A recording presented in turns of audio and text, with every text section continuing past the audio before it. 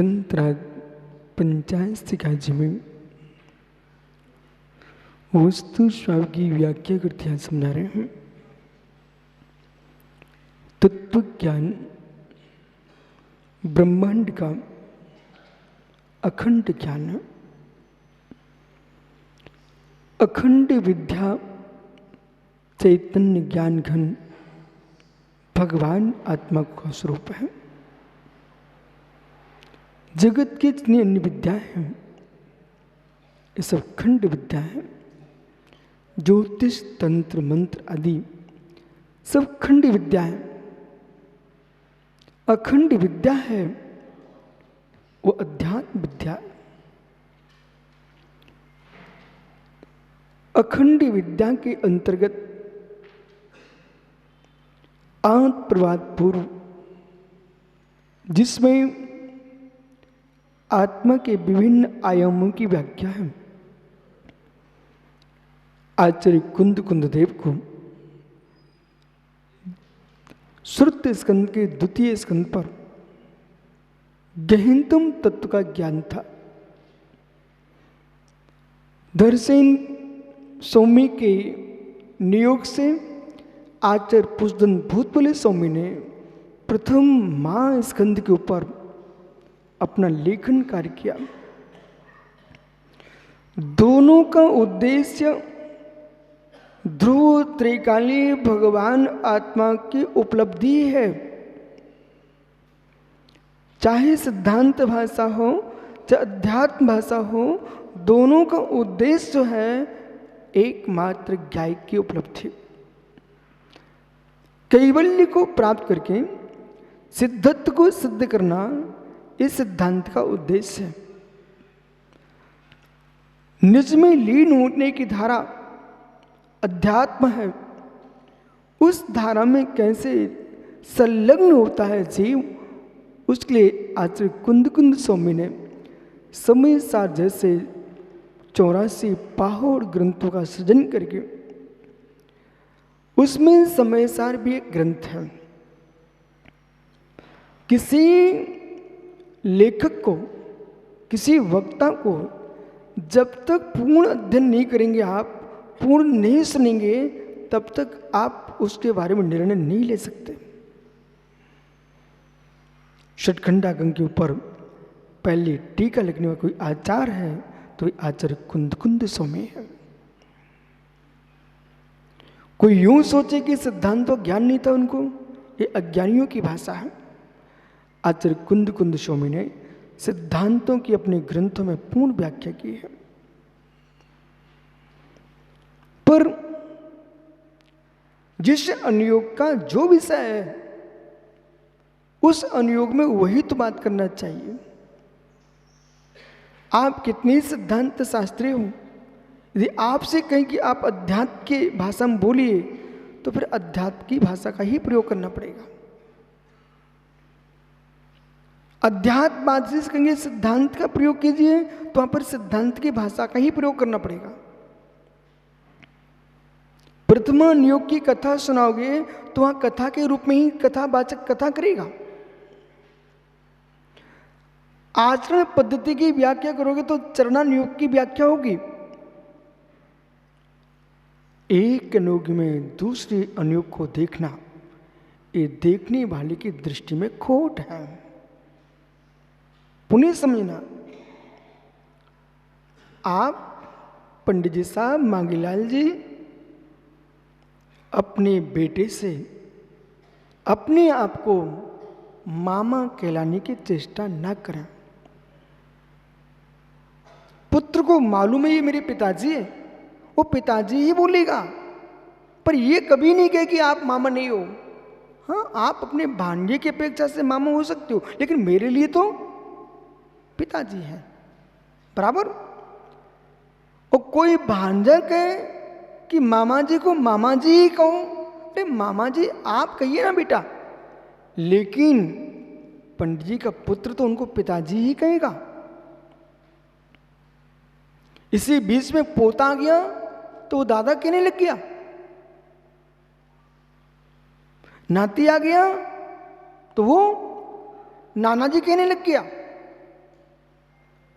लेकिन व्यक्ति तो एक है, व्यक्ति एक है, संबंध अनेक हैं। इसी प्रकार से चाहे सिद्धांत भाषा में बात करो तो वस्तु की ही होगी, अध्यात्म में बात करो तो वस्तु की ही होगी, प्रथमान योग में करोगे वस्तु की ही होगी, चरणान योग जिसके लिए है वस्तु की ही होगी। वस्तुत्व के बारे में जानना चाहिए। इससे बेटा लवकुश भविष्य में वस्तु के वस्तुत्व पर गहरा चिंतन जो करना जानता है वो व्यक्ति मध्यस्थ होता है। घोर आश्चर्य, जैन सिद्धांत अभिसंवाद सिखाता है। अपनी डायरी पर नोट कर लिया करो बालक। जैन सिद्धांत अभिसंवाद सिखाता है। जिनवाणी अभिसंवादी होती है, जिनवाणी अभिसंवादी होती है, जिसमें विसंवाद है वो जिनवाणी नहीं होती है। अब जिनवाणी अभिसंवादी क्यों है? क्योंकि चार अनुयोगमयी है, इसलिए अभिसंवादी है। पंडित जी एक अनुयोग की व्याख्या होती तो नियम से विसंवाद होता। चार चतुर अनुयोगमयी है, द्वासांग श्रुत चतुर अनुयोगमयी है, और चार अनुयोगों से पूर्ण जो जनागम है इसलिए कोई विसंवाद नहीं है। बोले क्यों? आप पुराण की दृष्टि से कहना चाहते हूं पुराण भी है, आप पुरुष की दृष्टि से कथन करते हो मैं पुरुष भी हूं, आप श्रावक की दृष्टि से कहते हैं मैं श्रावक भी हूं, आप मुनि की दृष्टि से कहते हैं मुनि की भी वृत्ति है। हमारे यहाँ चतुर अनुयोग है। वे चतुर अनुयोग जो है चतुर पुरुषों ने बोले हैं, चतुर पुरुषों ने लिखे हैं। चतुस्रा जो चार हैं वे रवि चतुर लोगों ने कहे हैं, चतुर लोगों ने कहे हैं। आचार्य समंतबद्ध स्वामी ने ऐसी शब्दावली का प्रयोग किया है कि लोगों का चित्त प्रसन्न हो जाता है। जो चतुर नहीं है वो चार अनुयोग के बारे में क्या व्याख्या करेंगे। इसलिए वे अज्ञानी जीव हैं जो समय सार में षटखंडागम देखना चाहते हैं। वे अज्ञानी जीव हैं जो षटखंडागम में समय सार देखना चाहते हैं। एक कर्णान योग का ग्रंथ है, एक द्रव्यान योग का ग्रंथ है, और दोनों की भाषा में भिन्नता नहीं होगी तो अनुयोग विचार नहीं हो जाएगा। ये पांडित्य बुद्धि कहां गई? है ही नहीं ना। विचार अनुयोग विचार हो जाएगा। आप मूलाचार्य जी विराजमान किए हो वहां तो व्रत सम्मति गुप्ती की व्याख्या होगी। अब पंडित जी कह रहे महाराज जी मजा नहीं आ रहा। बोले क्यों? बोले क्या एक की बात नहीं चल रही है। पंडित जी ये निर्गंत मुनि चर्या की व्याख्या करने वाला ग्रंथ है। यदि आप ज्ञायक की बात सुनना चाहते हो और मूलाचार्य में तो आचरण प्रधान ग्रंथ है, वो आप उसमें ज्ञायक की बात सुनना चाहते तो वो ज्ञायक सुनने की इच्छा है, तो मूलाचार में ज्ञायक देखना चाहते हो एकांत से तो विचार हो जाएगा मूलाचार के साथ। ज्ञायक के उपलब्धि का मार्ग देखना चाहते हो तो मूलाचार, ज्ञायक की उपलब्धि का मार्ग देखना चाहते तो मूलाचार है। नियम सार एक ऐसा ग्रंथ है जो चरणानुयोग के साथ ज्ञायक की ओर भी तुम्हें ले जा रहा है एक साथ। दर्शन, आचरण, सिद्धांत, अध्यात्म, इन सब का संगम स्थान कोई ग्रंथ है, उसका नाम है प्रवचन सार, जिसमें दर्शन भी है, जिसमें चारित्र भी है, जिसमें सिद्धांत भी है, जिसमें रसायन की व्याख्या है, जिसमें मेरे मित्र बोध होना चाहिए, अध्यात्म भी है। उस ग्रंथ का नाम है प्रवचन सार। कुंद कुंद स्वामी ने संपूर्ण सागरी स्वयं लिखा, ओहो ये तो दिव्य धुनी का सार है। ग्रंथकर्ता ब्रज कुमार भैया स्वयं लिख रहे हैं ये दिव्य धुनी का सार, दिव्य धुनी का सार प्रवचन सार। अरहंत की दिव्य धुनी का सार है, उसका नाम प्रवचन सार है। इसलिए ज्ञाता के लिए, अध्येता के लिए शांत से ज्ञान वृद्धि का लक्ष्य बनाना चाहिए, किसी पक्ष में जानने की अपेक्षा, तो ज्ञान बढ़ेगा आपका। वो 4 अनुयोग में से किसी भी अनुयोग का आप खंडन करने बैठते हैं तो पहले ये विचार करना चाहिए, हमारे यहाँ आचार्य समंतवद्य स्वामी बहुत बड़े नैयाचार्य हुए हैं, जिन्होंने एक शब्द का प्रयोग किया है, निश्चय लवकुश। बेटा, धर्मात्मा के बिना धर्म नहीं होता है। ये श्लोक सुनेंगे क्या आप? धर्मात्मा के बिना धर्म नहीं होता है।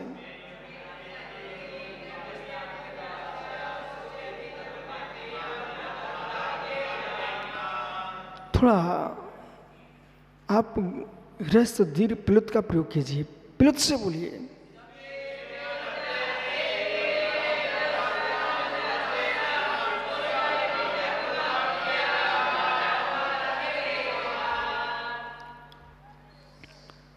हे मित्र, मद में आकर के मत भूलो, किसी धर्मात्मा का अवनय मत करो। अहंकार में आकर के धर्मात्मा का आप अवनय करेंगे, उससे धर्म का ही अवनय होगा। बोले क्यों? धर्मात्मा के बिना धर्म नहीं होता। जब यहाँ ये कह रहे हैं कि धर्मात्मा का अवनय मत करो, धर्मात्मा के बिना धर्म नहीं होता है, तो जो पुरुष आगमों का अवनय करने के लिए खड़ा हो जाए, उसे प्रश्न करना पड़ेगा कि कौन से अनुयोग के बिना कौन सा अनुयोग रह जाता है।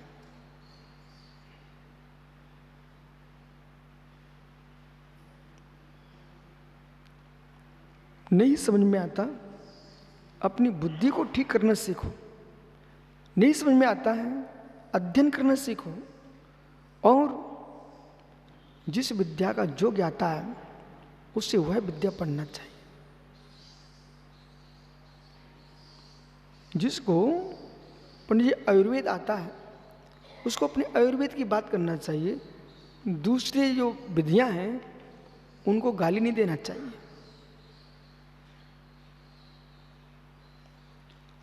आपको जो विद्या नहीं आती है, इसका मतलब है कि उस विद्या को हम गाली नहीं दे सकते। अपनी विद्या के बारे में विचार करो। जिसको गणित नहीं आता है उसको गणित पढ़ने का अभ्यास करना चाहिए। इसका मतलब ये नहीं है कि तुम गणित नहीं जानते तो गणित की निंदा करो। द्रव्यानुयोग की भाषा तुम्हारे पास नहीं है, द्रव्यानुयोग को तुम नहीं बोलना जानते हो, तो कुछ द्रव्यानुयोग की भाषा बोलना सीखो।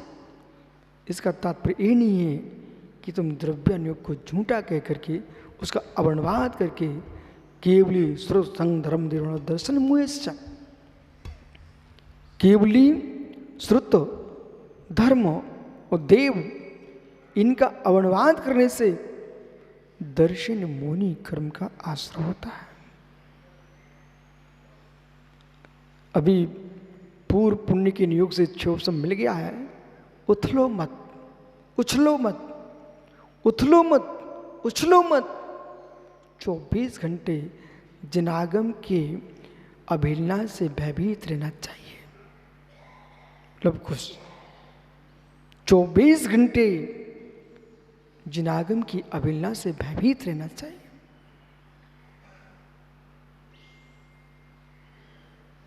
अनुवीची भाषण से बाहर भाषण नहीं बोलने का। अनुवीची भाषण का अर्थ होता है आगम की अनुकूल वचन बोलना।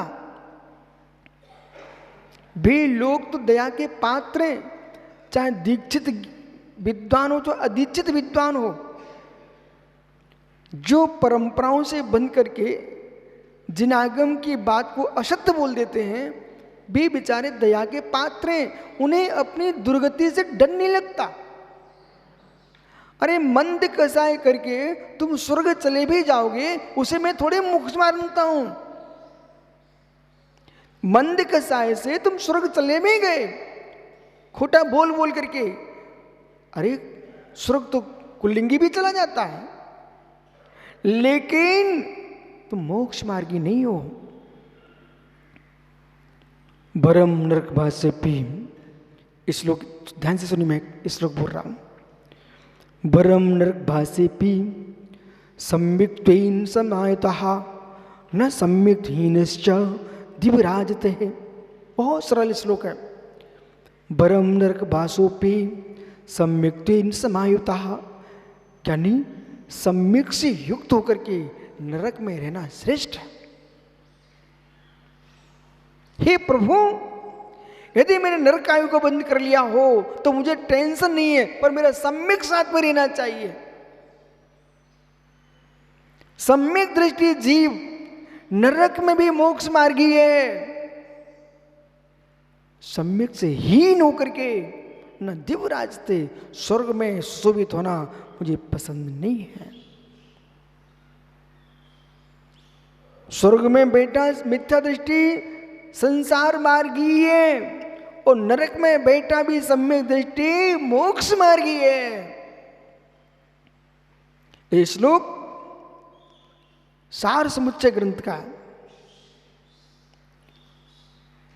सम्यक के साथ स्वर्ग की अपेक्षा से नरक भी पहुंचाओ तो घबराना नहीं, लेकिन सम्यक दृष्टि नरक जाता नहीं है। कदाचित नरक आयु का बंद कर लिया और फिर सम्यक प्राप्त किया जीव ने, तो फिर प्रथम नरक तक जा सकता है।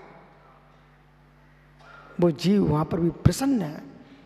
श्री धवला जी में लिखा छठखंडागम में, धवला टीका में, कि सम्यक दृष्टि जीव नरक में भी गुण श्रेणी कर्म की निर्जा कर लेता है। बोले किसके बल पर? किसके बल पर? सम्यक के बल पर तो ठीक ही है, कृति कर्म के बल पर। देखो एक बहुत सुंदर निर्जा की विधि आप सुनो, क्योंकि निर्जा अधिकार प्रारंभ हो रहा है। राजू, ये मकान के ऊपर एक छतरी लगी रहती है, इसका क्या उद्देश्य है? वो एंटीना की ऐसी कोई छतरियां लगी कहीं पर, कहीं एंटीना लगे हुए हैं, अनेक प्रकार के उसमें बाहर लटक रहे हैं। ये क्या है? सब नाटक है ना? बोलो बोलो, समझ नहीं। तो दिखाने के लिए है कि वो बरड़ाओं को, तरंगों को ग्रहण करता है।